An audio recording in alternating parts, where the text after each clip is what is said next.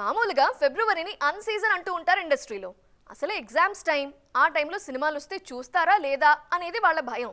కానీ కొన్నేళ్లుగా అది కనిపించడం లేదు. ఫిబ్రవరి హౌస్ఫుల్ అయింది, క్రేజీ సినిమాలతో నిండిపోయింది. మరి నెక్స్ట్ మంత్ రాబోయే ఆ క్రేజీ సినిమాలేంటో చూసేద్దాం రండి. ఫిబ్రవరిలో డేట్స్ అన్నీ లాక్ అయిపోయాయి. సంక్రాంతి తర్వాత బెస్ట్ సీజన్ అంటే సమ్మరే.